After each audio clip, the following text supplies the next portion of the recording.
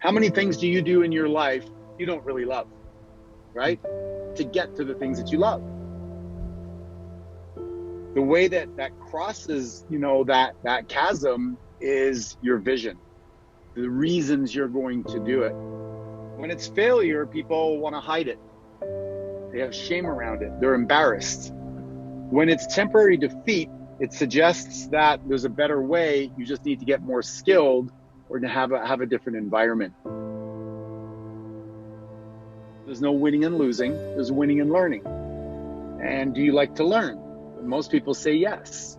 And so you either get the result that you want by getting a great return on your investment or getting the promotion or the job or the girl or whatever it is, the car, or you learn that it was an ineffective pattern and you need to get some training, some mentorship, try it a different way. And what bridges that gap is your dream, your vision, your purpose, your reason for going after it. Life will serve you adversity, in my opinion, if you have no vision or goal, because life is about growing. So if you sit around on the couch all the time, one day you're just going to walk to the fridge, you're going to grab another beer, and you're going to trip and fall and break a leg, and now all of a sudden you have a new problem, right? If you just sit around waiting for people to solve your problems, you probably end up with no money and get evicted from your apartment. So problems are part of life. The problem is that most people look at their problems wishing they didn't have problems instead of realizing that the problems are there to serve them, to get them to grow. So then they fall victim, right? I don't like this problem. I don't want that boss. I don't want this to do my budget. I don't want to do my finances. I don't want to work out. So they have a long list of things they don't want to do. Where the person that is going to be the most successful, they decide on what is their goal, understanding that in order to run a marathon, you're going to have to work out 3 times a week. You have to get some new running shoes. You're going to have to practice. You're going to have to go through some pain.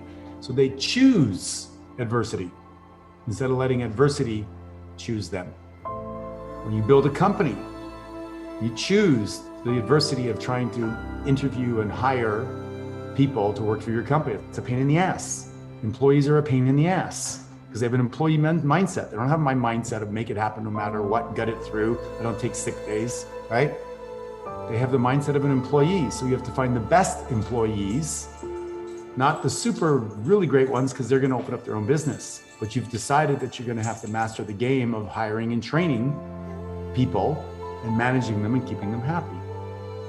So adversity is a part of life, either by choice or by default.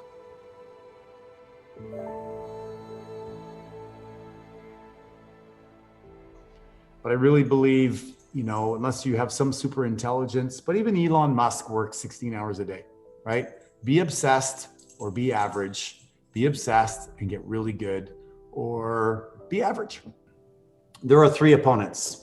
There is the external opponent, that's your competition, that is all the things outside of your control, the weather, the economy, the interest rates, and those things you have to face head on. There is the internal opponent, that is your own mindset, your own inner narrative, or can I do it, your own self-doubts. But one of the ones that's the most difficult is the intimate opponent. And that's your family and friends that are like, your parents, like, oh, be careful, you might go bankrupt, or are you sure you want to do that? Or you're spending too much time at the office, or you spend more time with the kids. And so you have to learn how to manage all 3 of those opponents and to delineate the 3 different enemies that are out there.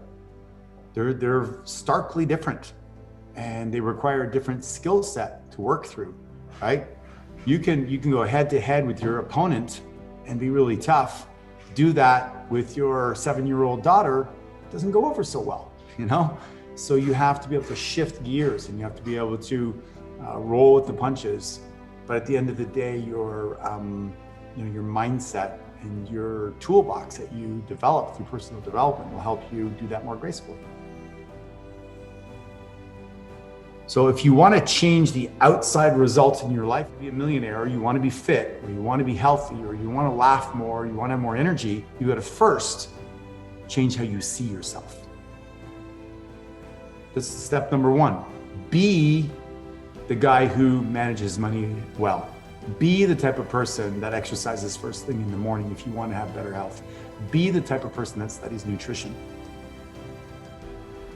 If you want a great life, like if you want to be really, really wealthy, You want to be really, really healthy. The people that are in your life currently that don't share those same goals are going to have to be left behind. It's just a matter of fact. You don't run a marathon in 2.5 hours by running with the people that run it in 5.5 hours.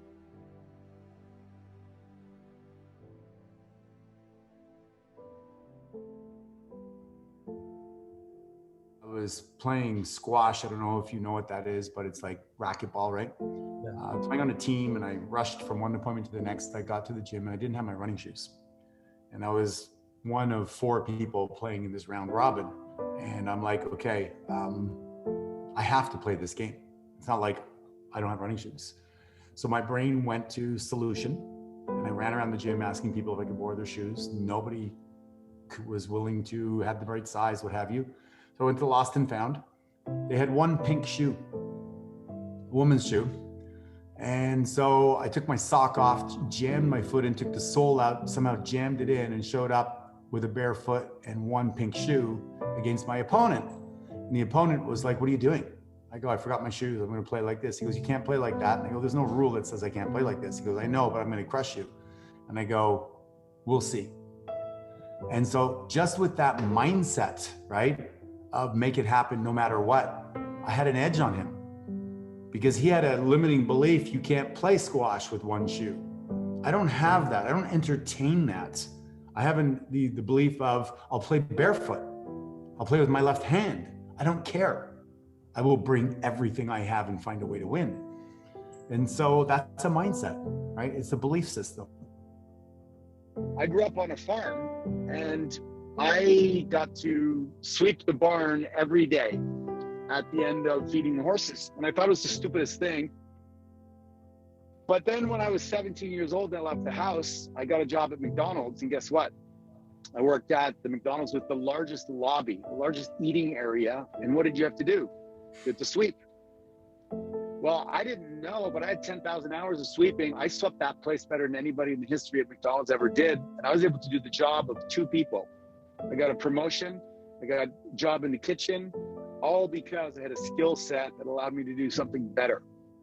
And it proved to me that when you play full out, sweeping the floor or cutting the grass or being an attentive student, right, then life then gives you opportunities. And people are waiting for opportunities without playing full out. When you play full out, it's like the universe looks at you and they go, "Oh my God, look at him. He's working hard. He's cleaning his house. He's making his bed. He's doing the dishes before he goes to sleep." He's an intentional person.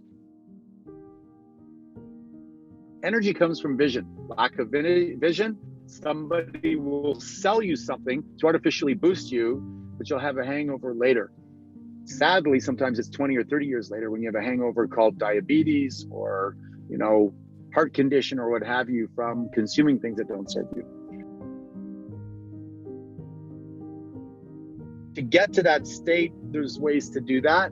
But once you're in that state, you're serving others. You're in your genius zone. You're not in resistance. That's why we call it a flow state. And the way you get there is through things like meditation, visualization, slowing down, asking the right questions to direct your mind or quiet your mind so you can tap into your higher purpose for being there. And I think that each individual has a different amount of time that they're in those places. I'd like to say, I'm in flow state all the time, but I'm not. I used to be maybe 80% of the time in victim and pissed off and cranky and upset. Now I might be 10 or 20% victim.